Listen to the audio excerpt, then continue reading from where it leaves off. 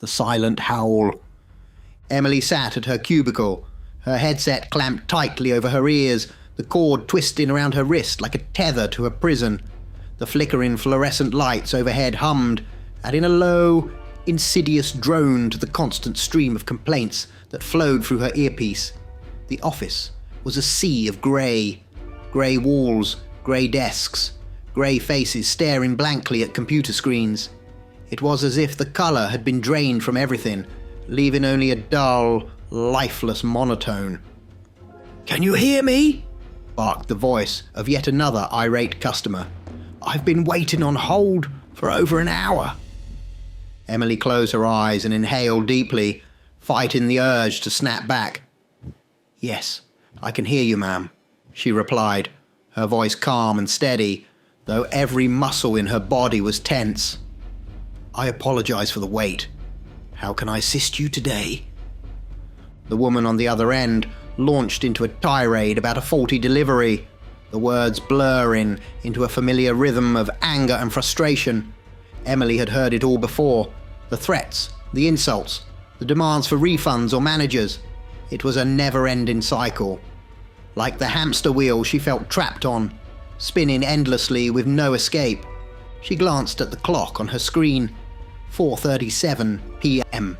Just 23 more minutes until the end of her shift. Though she knew it wouldn't be over. Not really.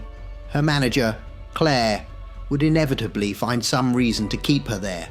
Extra paperwork, some new directive from corporate, another set of reports due by morning.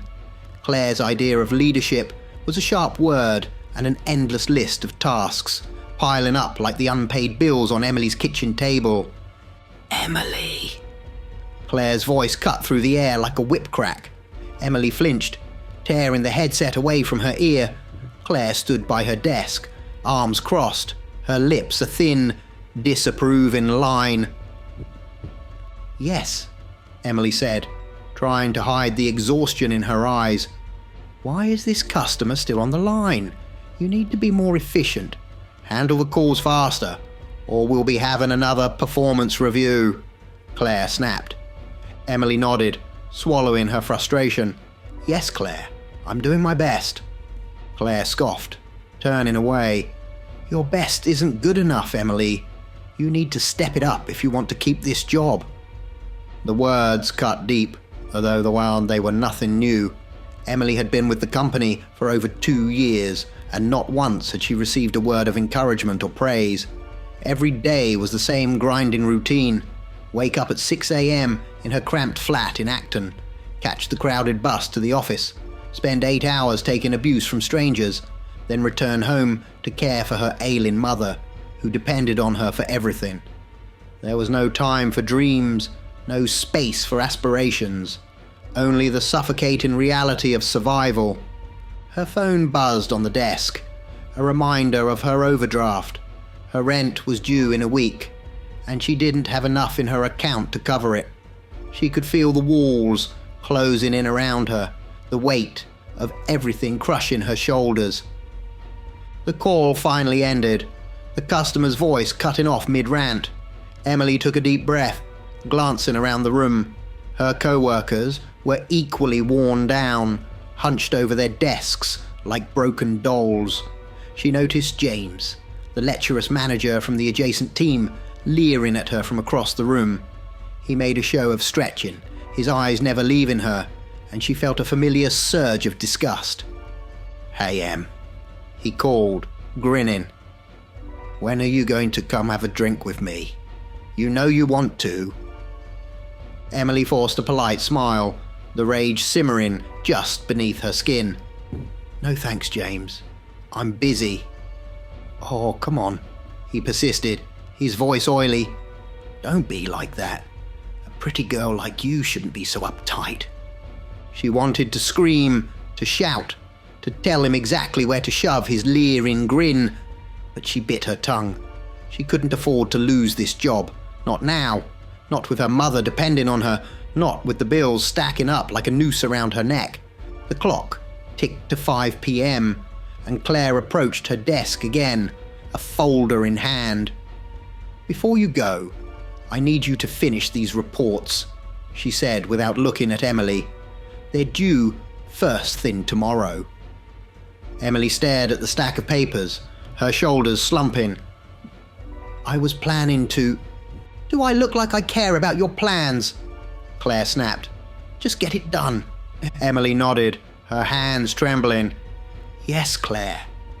Claire turned and walked away, and Emily felt the tears welling up in her eyes. She blinked them back. She wouldn't give them the satisfaction of seeing her break. Not here, not now. By the time she finally left the office, it was nearly 7 p.m. The sky was a deep, inky black, the air cool and crisp. She wrapped her coat tighter around her shoulders, the bite of the evening wind cutting through her thin clothing. Her feet felt heavy as she walked, each step a struggle against the weight pressing down on her chest. She decided to take a detour through the park on her way home, hoping the fresh air might help clear her head. The park was quiet, the trees casting long shadows in the moonlight. The path wound through the darkened greenery, the only sound the rustling of leaves in the breeze. She felt a strange pull, an urge to go deeper into the park, away from the city, away from everything. The full moon hung low in the sky, its pale light filtering through the branches, casting an eerie glow over the ground.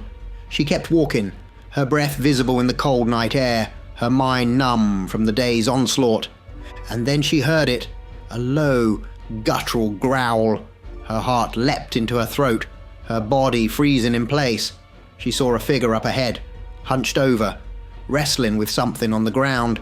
As she drew closer, she realized it was a man, homeless, she guessed by his tattered clothing, being attacked by some dark, shadowy creature. Without thinking, Emily rushed forward, grabbing a fallen branch from the ground. She swung it wildly, shouting, trying to scare the creature away. It turned to face her, its eyes glowing an unnatural yellow in the darkness. It snarled, its mouth filled with sharp, glistening teeth, and lunged at her with a speed that took her breath away. She felt its teeth sink into her arm, the pain searing through her skin like fire. She screamed and swung the branch again, harder this time, connecting with the creature's side. It yelped and released her, darting back into the shadows, disappearing as quickly as it had appeared. Emily stumbled backward, clutching her arm, her breath coming in ragged gasps. The homeless man lay on the ground, unconscious, but breathing. She looked down at her arm, blood pouring from the bite, her skin already starting to burn, a fever spreading through her veins like poison. She felt dizzy, her vision blurring. She staggered back, her body trembling, a strange sensation washing over her, a hunger, deep and primal, clawing at her insides. And somewhere, deep in the distance, she heard a howl. The night closed in around her, and Emily knew that nothing would ever be the same again. Emily trudged up the dimly lit stairwell of her building, each step echoing in the hollow concrete walls. She reached the top floor, out of breath, and feeling the weight of the day pressing on her shoulders. Her block of flats, a decaying monolith in the heart of Acton, was a place no one dared walk alone at night. The paint on the walls was peeling. The lift had been broken for months, and the few flickering lights cast long, menacing shadows across the corridor. She reached her door, fumbling for her keys with a shaky hand. The bite on her arm throbbed, sending sharp waves of pain through her body. She could feel a fever burning under her skin, a deep, unsettling heat that seemed to be spreading. Finally, she found the key, shoved it into the lock, and pushed the door open, stepping into her small, cramped flat. "Mom, I'm home," she called out, her voice weaker than she intended. The sound of the television filled the room, a low, droning noise playing to no one in particular. Her mother, Esther, sat in her worn armchair by the window, her thin frame almost lost in its sagging cushions. She was staring out, her eyes distant, lost in the fog of age and illness. Emily knew her mother barely noticed the passing days, each one blurring into the next in a haze of pain and medication. Emily crossed the room and knelt beside her mother, forcing a smile. "How are you feeling, Mum?" Esther turned her head slowly, her eyes focusing on Emily with effort. "The same, love. Just tired." Her voice was frail, a whisper that seemed to fade as soon as it left her lips. Emily nodded, swallowing the lump in her throat. She checked the medication on the side table, making sure everything was in order, then moved to the small kitchen. The stack of bills on the counter caught her eye. Rent overdue, electricity warning, final notice for the water bill. It felt like the walls were closing in. The weight of it all were pressing down on her, suffocating her. She stared at the numbers, her vision blurring. What was the point? Day after day, she slogged through the grind, just to keep the lights on and the roof over their heads. There was no escape, no light at the end of the tunnel, just the endless drudgery of work and worry. She was nothing more than a clockwork worker, wound up every morning and set loose in the machine of her life. The bite on her arm pulsed, a hot, searing pain that seemed to radiate through her veins. She pulled up her sleeve and looked at it. A raw, angry wound with red streaks spreading outwards. She felt lightheaded, a wave of nausea rolling through her. She grabbed the edge of the counter to steady herself. There was a knock at the door. Emily's heart skipped a beat. She knew who it would be before she even opened it. She unlocked the door and found herself face to face with Marcus, her neighbor from 2 floors down. He was leaning casually against the frame, his grin too wide, his eyes too eager. He was always there, always watching her. He'd been asking her out for months, no matter how many times she said no. "Hey, Emily," he drawled, his eyes scanning her up and down. "Fancy going out tonight? We could grab a drink, maybe something more." Emily felt a wave of revulsion wash over her. "No, Marcus," she said, her voice firm but shaky. "I've told you I'm not interested." His smile faltered, turning into a sneer. "Oh, come on, Em. Don't be like that. I know you're lonely up here all by yourself. Just give it a chance." Her patience snapped. The pain in her arm seemed to surge, a sudden jolt of heat running up her spine. "I said no!" she yelled, her voice louder than she intended, echoing through the corridor. Marcus's face twisted with anger. "You don't have to be a bitch about it," he spat. "I'm just trying to be nice." Something inside Emily shifted. Her skin prickled, her muscles tightened. She felt a strength she didn't recognize, a raw, primal anger rising up in her chest. She took a step forward, and Marcus stumbled back, his bravado crumbling. For a brief moment, she saw fear flash in his eyes. "Get out," she growled, her voice low and guttural. "Now." Marcus hesitated, then turned and hurried down the stairs, muttering curses under his breath. Emily slammed the door shut, her breath coming in ragged gasps. Her hands were shaking, but not from fear. It was something else, something fierce and powerful coursing through her veins. The adrenaline faded, leaving her weak, her legs trembling. She staggered to her small bed in the corner of the room and collapsed onto it, her arm burning with pain. Her eyes felt heavy, her body sinking into the mattress as if being swallowed by it. She drifted into sleep, her mind tumbling into darkness. In her dreams, she was running through a thick, shadowy forest. The trees blurred past her, their branches reaching out like skeletal hands. She was fast, her feet pounding the earth, her breath coming in quick, sharp bursts. But she wasn't afraid. No, she felt free, liberated, as if the weight of her life was lifting with each step. She ran faster, her limbs moving with an ease she had never known. She felt the wind in her hair, the cool air on her skin. She was leaving everything behind. The bills, the job, the small, suffocating flat. She could feel her fears and inhibitions falling away, one by one, stripped from her like layers of dead skin. But then the dream shifted. She saw flashes of her past, her teenage years on the estate, the cold, dark alley where she had been attacked. She saw the faces of her attackers, their mocking grins, their hands grabbing at her. She remembered the humiliation, the fear, the way they had broken her down piece by piece. Her ex-boyfriend, sneering, telling her she was worthless, that no one would ever want her. The abuse, the manipulation, the slow, insidious erosion of her self-worth. But even as she saw their faces, heard their taunts, she felt something else.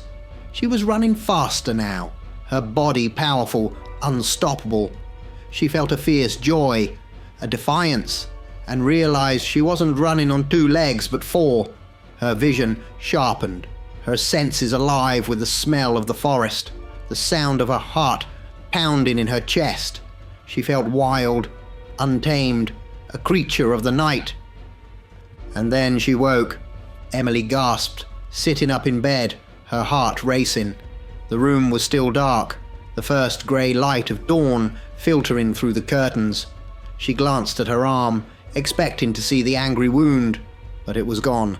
The skin was smooth, unblemished, not even a scar. She stared at it, her mind spinning. How was it possible? She felt different, stronger.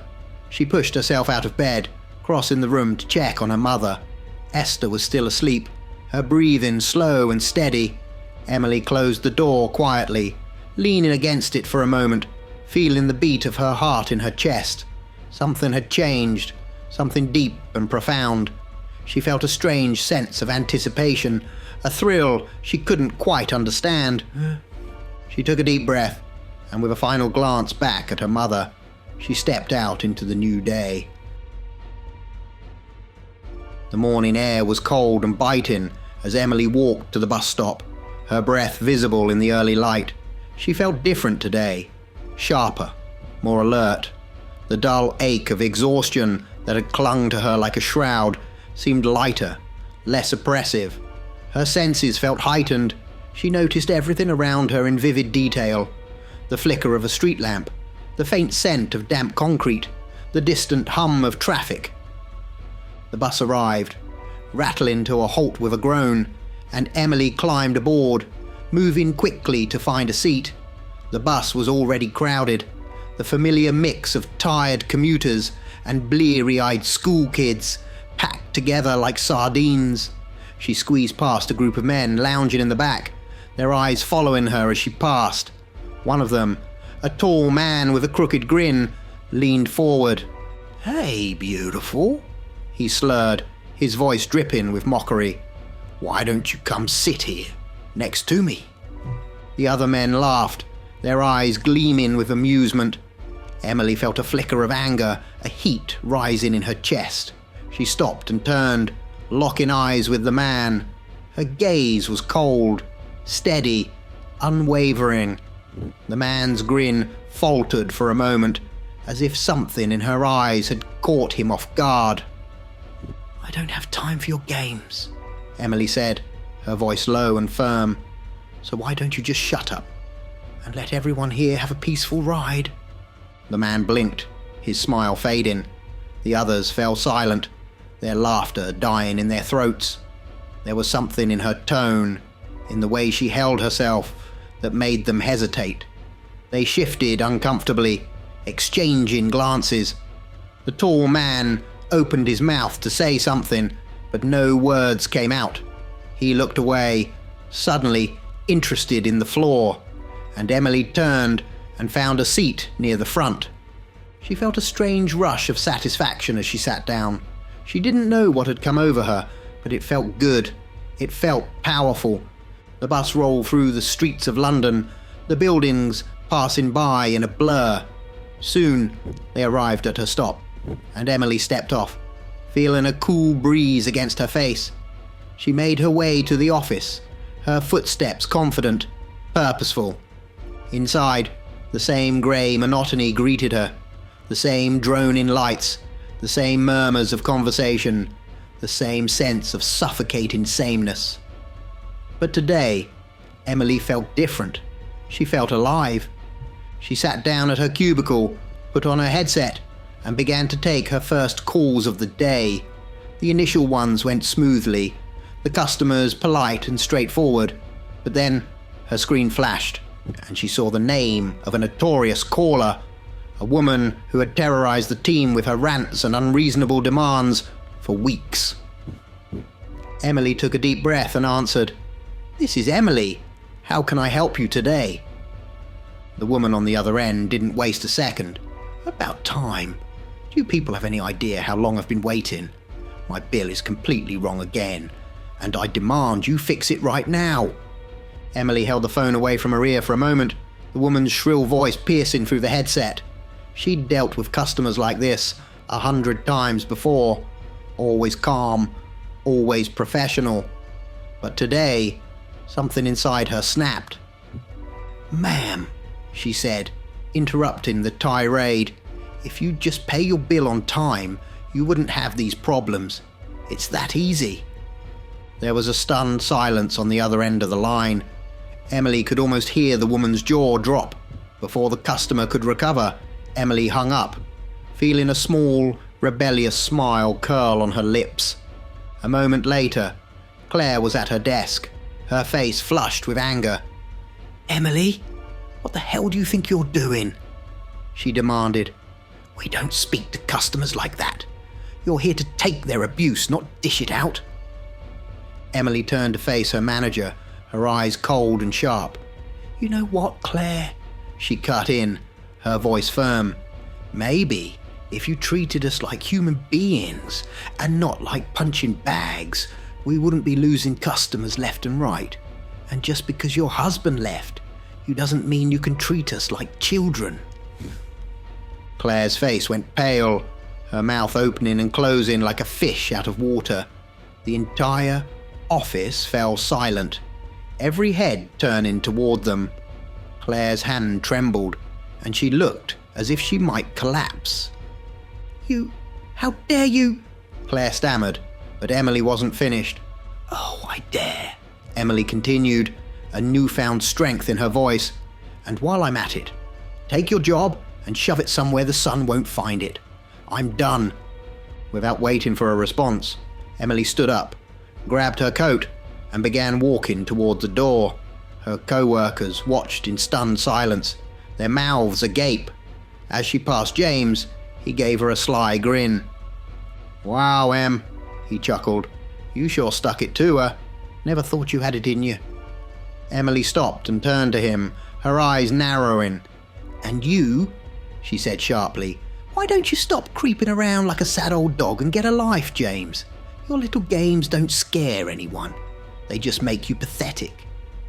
James blinked, his smile vanishing, leaving him speechless.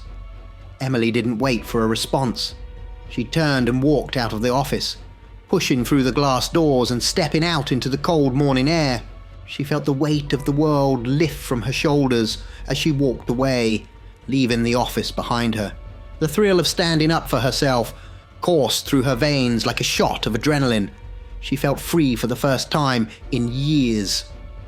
When she reached home, she shut the door behind her and leaned against it, taking a deep, calming breath.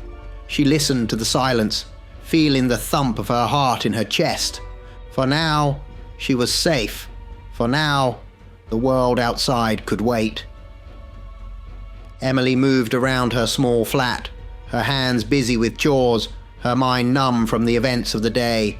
She had helped her mother as best as she could, ensuring she was comfortable, had taken her medication, and had something to eat. The evening felt heavy. The shadows in their cramped home seemed longer, darker. Every movement felt labored, like she was moving through water. She was exhausted, emotionally, physically, and mentally drained. Finally, she turned in for the night, collapsing onto her narrow bed. The bite on her arm no longer hurt, but it pulsed with a strange energy, as if something beneath the surface was trying to escape. Her body ached, with a weariness that ran deep into her bones. She needed sleep. She needed escape. The moment her eyes closed, she was back in the dark. She was running again, not on two legs, but on 4. The ground blurred beneath her, each stride long and powerful. She felt the wind rush through her fur, smelled the cold earth and wet grass. Her heart pounded in her chest like a drumbeat, rhythmic and fierce. She wasn't herself. She was something else, something wild and untamed. Ahead, she saw 2 men loitering by a street corner. Their shapes were familiar, blurred by the shadows, but their laughter was sharp and grating. As she drew closer, she recognized one of them, the man who had attacked her years ago, the man who had denied everything when she reported him, who walked free while she carried the scars. A deep, primal growl rumbled from her throat, and without thinking, she leapt toward him. Her vision was a blur of fury and motion, her teeth sinking into flesh, her claws raking across skin. She felt their blood warm and slick on her tongue, heard their cries of pain and terror cutting through the night like a blade. She tore at them, bit down with a ferocity she never knew she possessed, their screams fading into gurgles, and then silence.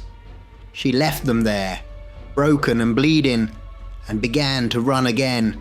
Her paws pounded the pavement, the world around her a smear of darkness. She didn't know where she was going, only that she was moving, driven by an instinct she couldn't control. She reached a house, an old familiar house. Her heart clenched with recognition. It was the house of an old friend. No, not a friend anymore. The woman who had betrayed her, who had slept with her ex-boyfriend, shattering the last bit of trust Emily had in her. She scratched at the door, a guttural growl rising from deep within her chest. The door opened, and there she was, her former friend, her face twisting into a scream of horror. Emily lunged forward, her body propelled by a savage rage. She felt her teeth pierce the woman's flesh, heard her bones crack under her powerful jaws. Her screams filled the air, but Emily felt no pity, no remorse, only a burning satisfaction, a release. She was running again, her senses alive with the night. She knew where she was headed, even before she saw it. The house of her old school teacher, the man who had tormented her, belittled her, told her she would amount to nothing. He had made her school life a living hell, and now, in his old age, he thought he was safe. Emily saw the light on upstairs, a silhouette moving behind the curtains. Her muscles coiled, and she leapt, smashing through the window with a crash that shattered the night. She saw him, the old man, his eyes wide with terror, and she lunged. Her claws tore through the air, her teeth snapped down. His cries were muffled as she dragged him to the floor, feeling his frail body struggle beneath her weight. She tore into him with a fierce, primal joy until there was nothing left but silence. And then another image. A man she barely remembered, a face from long ago who had once made her feel small and worthless. She saw herself tearing through the darkness, hunting him, his fear like a scent in the air. She found him, and without hesitation, she attacked, biting, clawing, the fury consuming her entirely. The blood, the screams, the feeling of power and vengeance flowed through her like a river. She was alive. She was free. She was... Emily woke with a gasp, her body jerking upright in bed. Her heart was racing, her skin damp with sweat. She felt strong, stronger than she had ever felt before. Her muscles felt taut and alive, humming with a strange energy. She breathed deeply, feeling her senses come alive with clarity. She felt powerful, confident, almost invincible. But then she saw the TV. The morning news was on, the anchor's voice urgent, a tone of disbelief in her words. Emily blinked, her eyes focusing on the screen. In a shocking turn of events, 5 people were found dead last night, victims of what police are describing as a savage animal attack. The victims, found in different parts of the city, appear to have been mauled by some kind of large predator. Witnesses reported hearing strange growls and screams in the night, but authorities are still searching for answers. The city remains on high alert. Emily's breath caught in her throat. Her heart pounded in her chest, her mind racing. 5 people. 5 people she had dreamed of. Attacked. Torn apart in her sleep. Could it be possible? Could the dreams be real? Her hands trembled as she reached for the remote, turning the volume down. Her eyes darted to the bite on her arm, now just a faint scar, and back to the screen. She felt a cold, creeping dread settle in her stomach. What had she done? Was she becoming, that thing? She backed away from the television, her back pressing against the wall. She felt the walls closing in, her breath quickening. Was she losing her mind? Was this some twisted nightmare she couldn't wake from? Emily locked herself in her room, her heart racing, her hands clammy. She didn't know what was real anymore, what was a dream, and what was reality. But one thing was certain. Whatever was happening to her, it wasn't over, and she wasn't sure if she was terrified or exhilarated. She slid down to the floor, her back against the door, and wrapped her arms around herself, her body trembling. She had never felt so powerful and so afraid. Emily sat on the floor of her small room, her back pressed against the cold, wooden door, her heart still racing. Her mind was a whirlpool of thoughts and fears, swirling faster with every breath. She stared at the TV screen, the news anchor's voice barely registering in her ears. 5 people, dead in one night, all mauled by some unknown beast. Could it be her?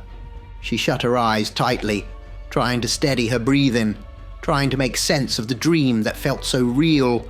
But just then, she heard her mother's voice from the other room. "Emily, come here." The voice was different, unusually strong. It was clear and commanding, unlike the frail, soft tone her mother usually had. Emily hesitated for a moment, then slowly rose to her feet and walked into the living room. Her mother sat upright in her armchair, eyes sharper, more alert than Emily had seen in years. "Come, sit by me," her mother said, her voice almost youthful, filled with an energy Emily had never known. Emily obeyed, sitting on the small stool by her mother's side, her eyes filled with a mixture of fear and curiosity. "Listen to me, child," her mother began, her voice low and steady, almost like a chant. "I have a story to tell you, one I heard many years ago from my own mother, who heard it from hers, passed down through generations." Emily leaned in closer, her heart beating faster. "There is a legend in our family," her mother continued, "a story about the wolf. The wolf is said to appear to those in desperate need, those who are lost, those who have reached the end of their strength. It is a guide, a force that helps people turn their lives around, to find a new path, a new purpose." Emily's eyes widened. She felt a chill run down her spine. "Your great-great-grandfather," her mother went on, "he was a man who had lost everything. His family, his home, his hope. He was desperate, alone, ready to give up. And then he became the wolf.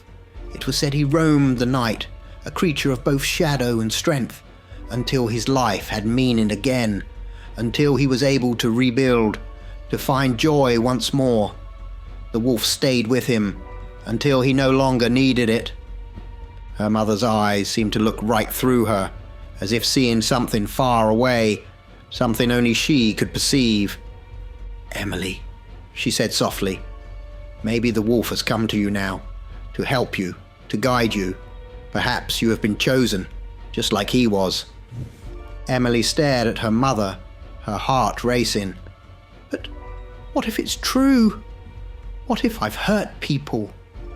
Her mother's face softened, her voice suddenly gentler, more like her usual self.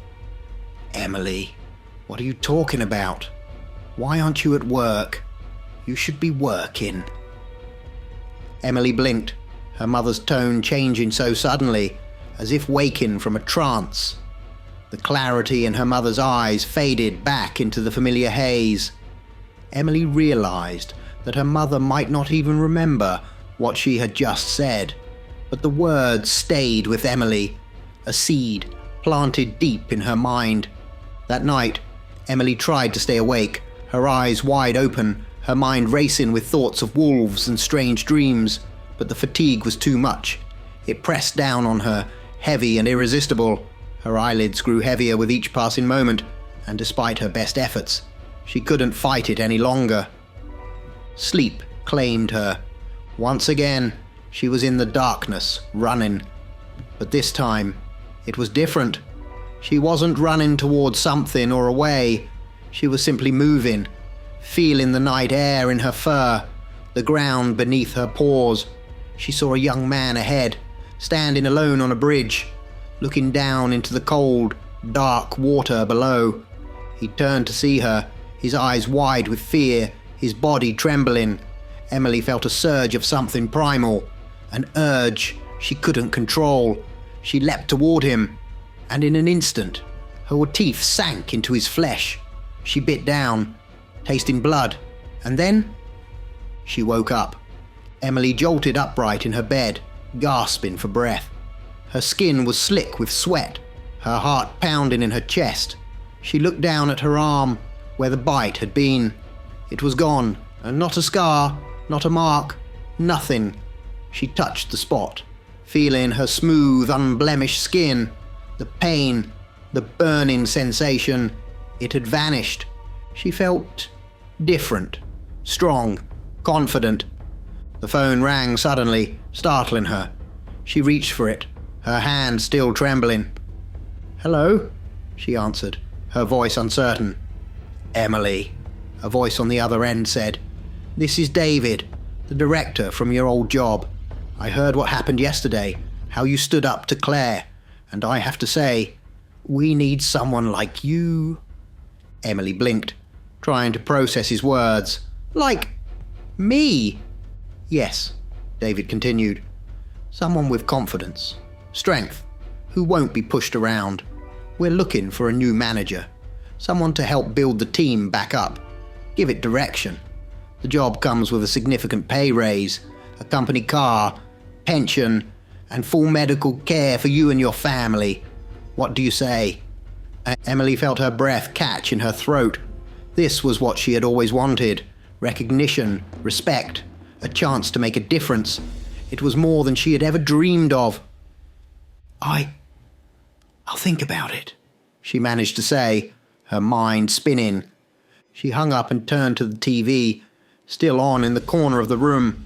Her eyes widened as she saw the news flash across the screen. Another killing. The anchor spoke in an urgent tone.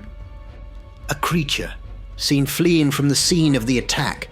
Authorities are still searching for clues, but witnesses report seeing something large and shadowy near the bridge." Emily stared at the screen, the pieces falling into place. The man in her dream, the one she had bitten, he was the one they were talking about. She realized with a sudden, deep certainty that the wolf had passed from her to him. Somehow, she had given him the strength he needed, just as she had received it from another, and he had taken a life that had tormented him. It wasn't just a curse, it was a cycle, a gift for those who needed it most. She had been chosen when she needed it, and now she had chosen another. She turned to her mother, a smile slowly spreading across her face. "Everything is going to be okay now, Mum," she whispered, her voice steady, her heart calm. "The wolf is with us." Her mother nodded, a faint smile crossing her lips, and for the first time in a long while, Emily felt truly at peace. She had faced her fears, stood up for herself, and found a strength she never knew she had. Whatever came next, she knew she was ready. The end.